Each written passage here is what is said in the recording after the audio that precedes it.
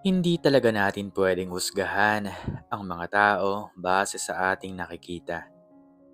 Hindi naman natin alam kung ano ang pinagdaraan ng mga problema ng iba. Ikaw, nahusgahan ka na ba ng dahil sa nagawa mong masama noong nakaraan? O hindi nila alam kung ano naman talaga ang totoong istorya ng buhay mo? Kung ganon, mga kawanatels, itunghayan niyo po ang istoryang ito na tiyak ay kapupulutan niyo ng aral. Ang araw ay isang nagbabagang bakal na ipinatong sa tila asul na palihan ng kalangitan. Ang init ito'y walang awang bumabayo sa mga yero ng pampublikong pamilihan ng San Roque. Lumilikha ng alimuom na humahalo sa samot-saring amoy, ang lansa ng isda, ang tamis ng prutas, at ang anghang ng mga pampalasa, at ang pamilyar na alikabok ng bigas mula sa pwesto ni Aling Mirna. Sa edad na 58, sanay na si Mirna sa ganitong buhay. Ang bawat butil ng bigas na kanyang tinitimbang ay katumbas ng pagod, ng puyat, at ng mga pangarap na unti-unti nang nilulumot ng panahon. Ang kanyang maliit na pwesto na may pangalang Mirna's Bigasan ay saksi sa paglaki ng kanyang kaisa-isang anak na si Jun at sa unti-unting pagkulubot ng kanyang mga kamay. Ngunit sa mga nagdaang linggo, may isang anino na palaging dumadaan sa kanyang paningin. Isang maliit na anino, mabilis at tila laging may itinatago. Isang batang babae, marahil nasa 10 taong gulang. Payat ang pangangatawan at may mga matang malalalim at laging nagmamatsyag. Mirna, nakita mo na naman ba yung bata? Tanong ni Aling Celia, ang katabi niyang nagtitinda ng tuyo at bagoong. Pangatlong beses ko na siyang nakikitang palinga-linga dyan sa tapat mo ngayong linggo. Pinunasan ni Mirna ang pawis sa kanyang noo gamit ang kanyang palad. Aba, oo Celia. At sa tuwing aalis yan, palaging may bawas ang isang sakong bukas. Di naman kalakihan pero kapag pinagsama-sama mo, nalulugi na rin ako. Nako, huliin mo na kasi, gigil na sabi ni Celia. Habang iwinawasiwas ang pamaypay na gawa sa anahaw. Ganyang mga bata, dapat tinuturuan ng leksyon. Dalhin mo sa barangay para maturuan ng takot. Bumuntong hininga si Mirna. May kung anong pumipigil sa kanya. Sa kabila ng inis, nakikita niya ang sarili sa mga mata ng bata. Isang uri ng desperasyon na pamilyar sa kanya noong mga panahong nagsisimula pa lamang siya. Hahayaan ko muna. Baka naman nagugutom lang talaga. Mahinang sagot ni Mirna na sinuklian ng umirap na tingin mula kay Celia. Bahala ka Mirna. Pag naubos yung paninda mo, sa kapabayaan mo, ewan ko na lang sa'yo. Pagkatapos ni Celia. Kinabukasan, mas naging mapagmatsyag si Mirna. Nagkukunwari siyang abala sa pag-aayos ng mga sako at bigas. Ngunit ang isang mata niya ay nasa paligid. Hindi nagtagal, natanaw na naman niya ang bata. Nakasuot ito ng luma at maluwag na bestida. At ang buhok ay magulo. Dahan-dahan itong lumapit, nagtatago sa likod ng mga mamimili. Ang mga matay nakatuon sa nakabukas na sako ng dinurado. Nang makakita ng pagkakataon, mabilis na dumukot ang bata gamit ang isang maliit na supot ng plastik. Ngunit sa pagkakataong ito, handa na si Mirna. Hoy, bata! Ang sigaw ni Mirna ay tila kulog na yumanig sa abalang palengke. Napahinto ang ilang mamimili. Ang bata na nagngangalang Annalyn ay natigilan. Ang mga matay ng lalaki sa takot. Nabitawan niya ang supot na may lamang bigas at tumakbo ito ng walang lingon-lingon. Isang galit na hindi pa nararamdaman ni Mirna sa matagal na panahon ang biglang kumulo sa kanyang dibdib. Hindi dahil sa halaga ng bigas, kundi dahil sa paulit-ulit na na pang-aabuso sa kanya ng kabaitan. Magnanakaw! Sigaw niya at walang pag-aalinlangang hinabol ang bata. Tumakbo siya, hindi alintana ang pagod at ang taong nababangga. Ang tanging nasa isip niya ay mahuli ang bata at ituro dito ang leksyon na sinasabi ni Celia. Lumiko si Annalyn sa isang makipot na eskinita sa likod ng palengke kung saan bihira ang mga taong dumadaan. Mas binilisan ni Mirna ang takbo. Bumalik ka rito, bata ka. Huwag kang tumakbo. Sigaw niya habang hinihingal. Ang eskinita ay patungo sa isang lugar ng mga pinagtagpi-tagping barong-barong. Amoy umido at basura ng hangin. Patuloy sa pagtakbo si Annalyn hanggang sa pumasok ito sa isa sa mga dampa na halos guguho na. Huminto si Mirna sa labas. Hinahabol ang kanyang hininga. Ang galit ay napapalitan na ng pagtataka. Anong klaseng bata ang uuwi sa ganitong lugar? Dahan-dahan siyang sumilip sa butas ng dingding na gawa sa karton at lumang yero. Ang kanyang nakita ay nagpatigil sa pintig ng kanyang puso. Sa loob ng isang lumang papag, may nakahigang isang matandang babae na butot balat. Ang buhok nito ay maninipis at puting-puti na. Nakapikit ito at ang paghinga ay tila isang mahinang bulong na lamang. Sa tabi nito ay si Annalyn, umiiyak habang pinupunasan ng noo ng matanda. Lola, pasensya na po. Hindi po ako nakakuha ng bigas. Umihigping sabi ng bata. Nahuli po ako. Galit na galit po si Aling Mirna. Dahan-dahang iminulat ng matanda ang kanyang mga mata. Ang tingin nito ay malabo, ngunit puno ng pagmamahal.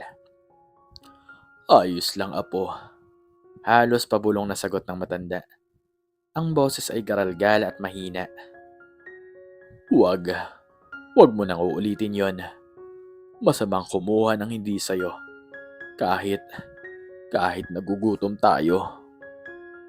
Pero Lola, wala na po tayong makakain. Lalong lumakas ang iyak ni Annalyn. 2 araw na po kayong lugaw lang ang kinakain. Gusto ko lang naman pong makakain kayo ng kanin.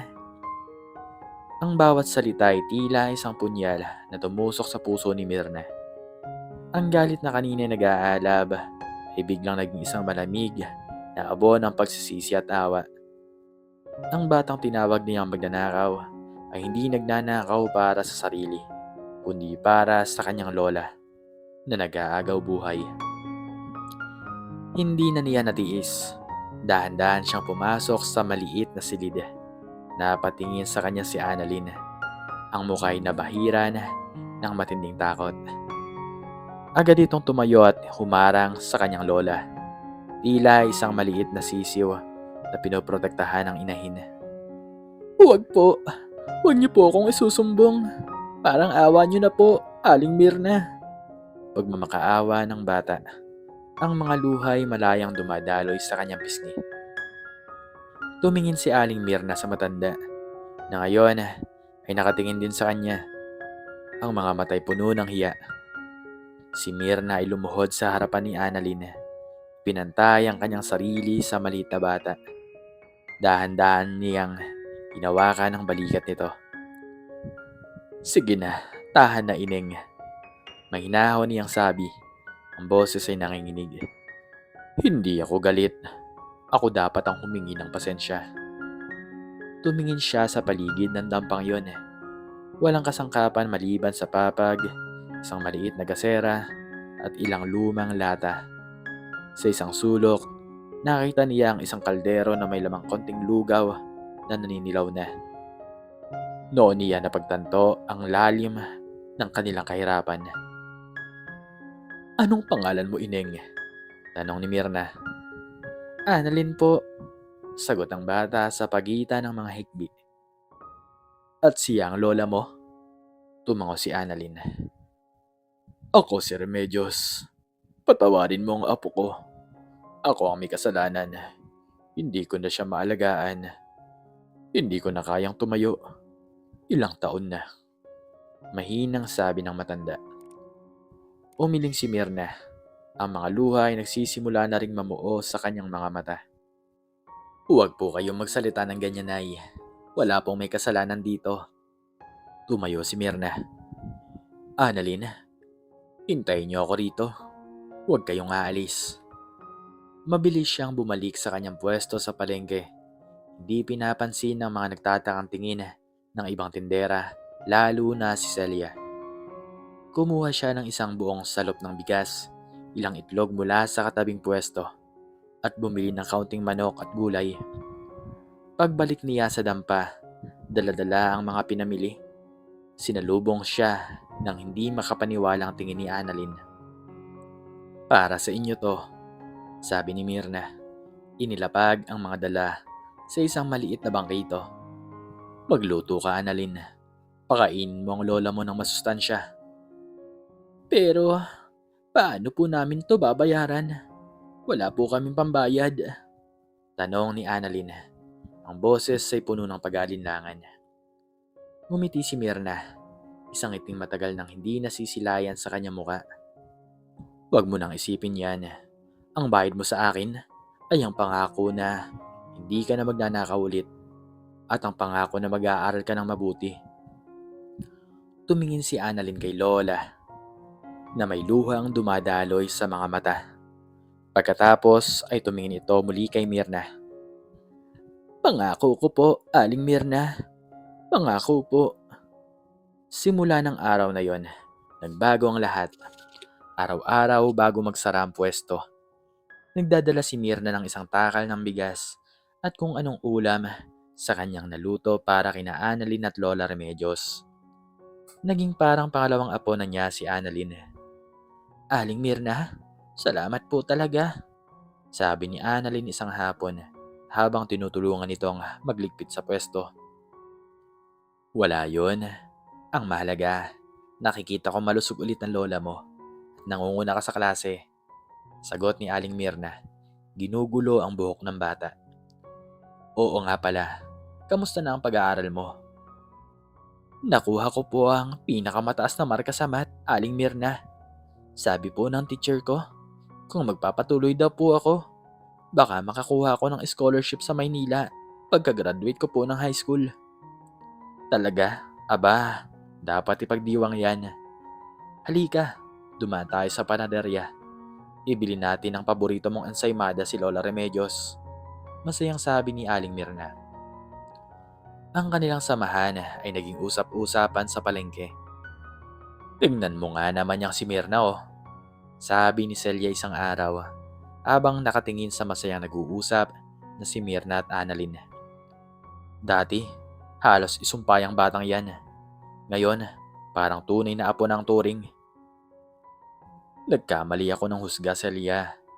Sagot ni Mirna. Minsan pala, ang nakikita nating kasamaan ay takip lang ng isang mas malaking pangailangan. Lumipas ang mga taon, si Annalyn ay nagtapos ng high school bilang valedictorian.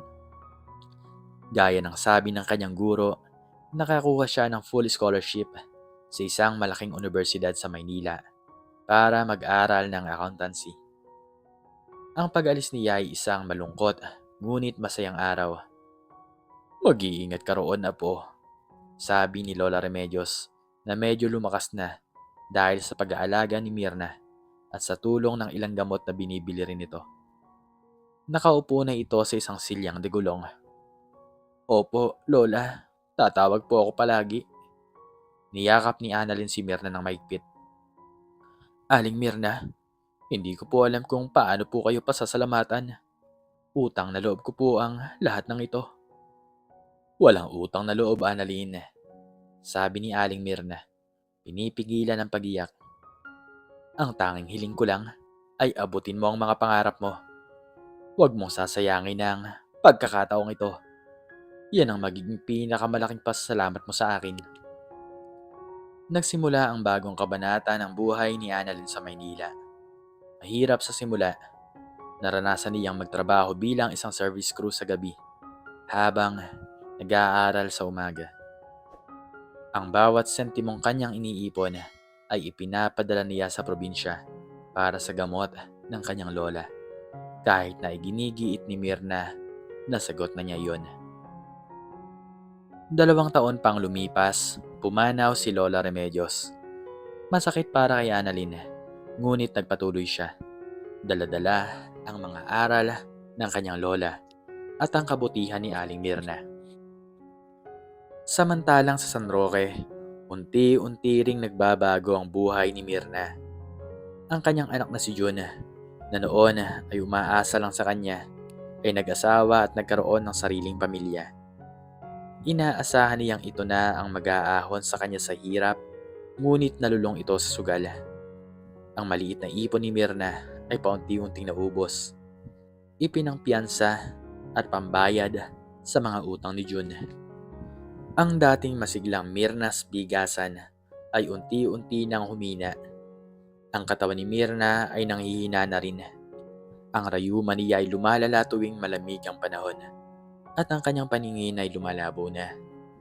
Madalas, ang benta niya sa isang araw ay sapat lamang para sa kanyang pagkain. "Mirna, kumusta ka na?" tanong ni Celia, na ngayon ay may sarili ng maliit na grocery store sa kabilang kanto. "Eto, Celia, nakakaraos pa rin naman." Pilit ang ngiting sagot ni Mirna habang hinihilot ang kanyang mga tuhod. "Salamat naman sa Diyos at may bumibili pa rin."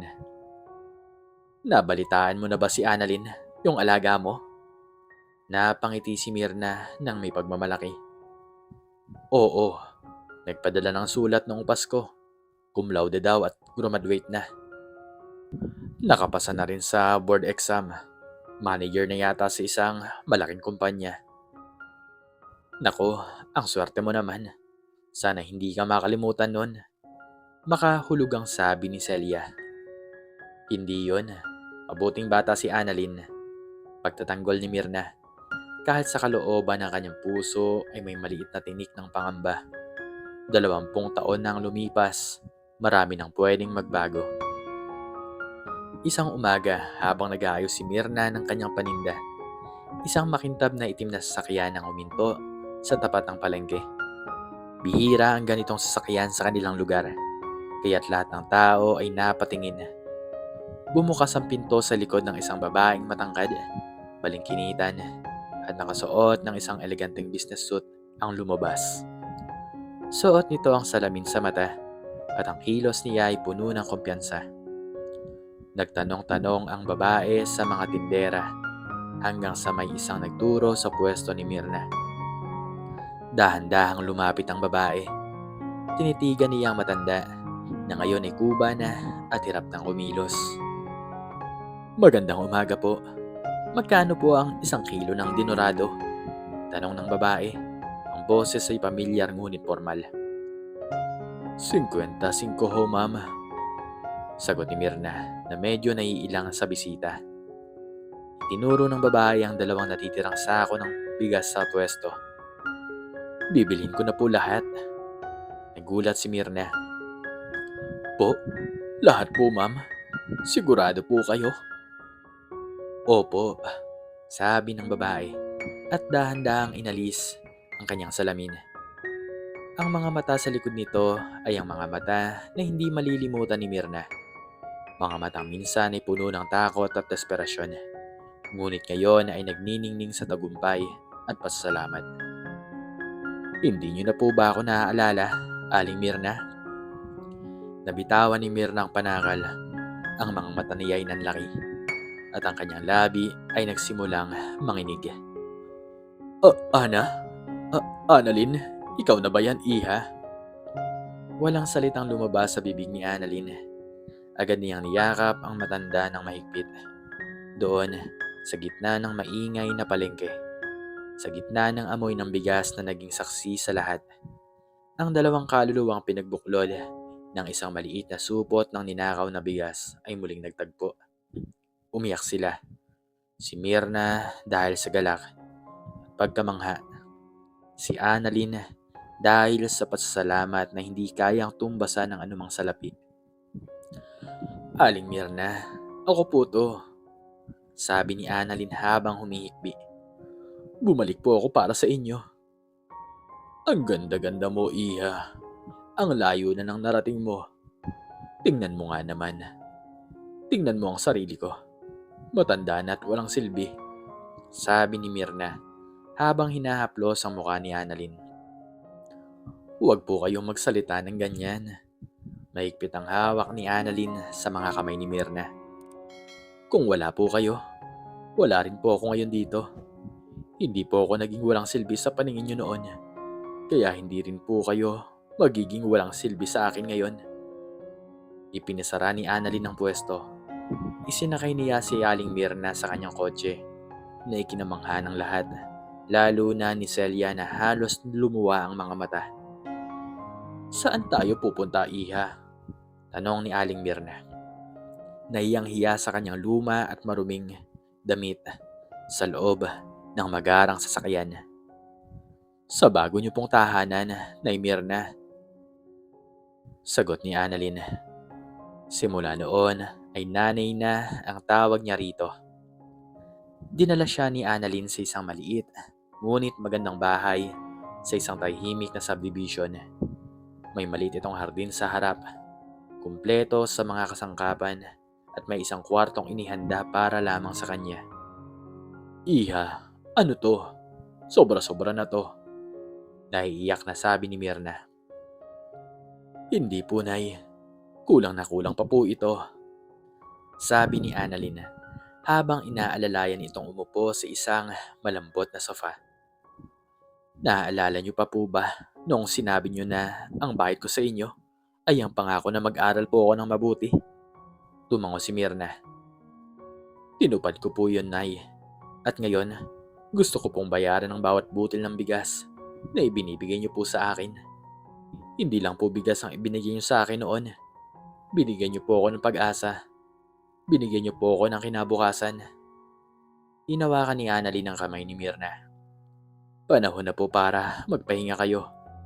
Ako na po ang bahala sa inyo. Nalaman din ni Annalyn ang tungkol sa problema ni June. Hindi niya ito inusgahan. Sa halip, kinausap niya ito at inalok ng trabaho sa warehouse ng kanilang kumpanya. Sa kondisyon na tigilan na nito ang pagsusugal at magbabagong buhay para sa kanyang pamilya at para sa ina. Dahil sa hiya at pasasalamat, tinanggap ni June ang alok at nagsimulang ayusin ang kanyang buhay. Bawat linggo, dumadalaw si Annalyn kay Aling Mirna. Nagpapadala siya ng pagkain. Nagkukwentuhan sila at inaalagaan niya ito na parang isang tunay na ina. Isang hapon, habang nagkakape sila sa hardin, napatingin si Mirna sa malayo. Alam mo, Annalyn, noong araw na hinahabol kita, galit na galit talaga ako. Ang nasa isip ko, isa kang masamang bata na dapat parusahan. Panimula niya. Ngumiti si Annalyn. Naiintindihan ko po, Nay. Kung ako po ang nasa kalagayan nyo, baka ganoon din po ang maramdaman ko. Pero nang makita ko kayo ng lola mo, nagbago ang lahat. Natutunan ko na hindi lahat ng nakikita ng mata ay totoo. Minsan, sa likod ng isang pagkakamali, may kwento ng pagmamahal at paghihirap. Tumingin si Mirna kay Annalyn. Ang mga mata ay puno ng pagmamahal. Ang isang salop na bigas na ibinigay ko sa iyo ay ibinalik mo sa akin bilang isang tahanan. Ang pag-unawa na ipinagkaloob ko ay isinukli mo ng isang buong buhay na kapanatagan. Dahil po, tinuruan niyo ako na ang kabutihan ay parang pagtatanim, Nay. Sagot ni Annalyn. Ang butil na itinanim niyo sa akin noon ay lumago at namunga. At ngayon, ang mga bunga nito ay para po sa inyo. Niyakap ni Mirna ang kanyang pangalawang anak. Sa katahimikan ng hapong yon, sa gitna ng mga bulaklak na sabay nilang inaalagaan, naramdaman ni Mirna ang isang kapayapaan na hindi kayang bilhin ng anumang yaman.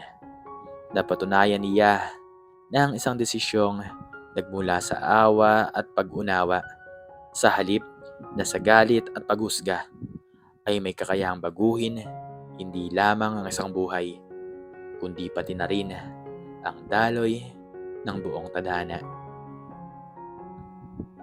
At hanggang dito na lamang po nagtatapos ang istorya. Sana po ay nagustuhan nyo ito. Please like, share, and subscribe. And click the notification bell para palagi po kayong updated sa mga bago pang istorya. Muli ay maraming salamat po at God bless us all.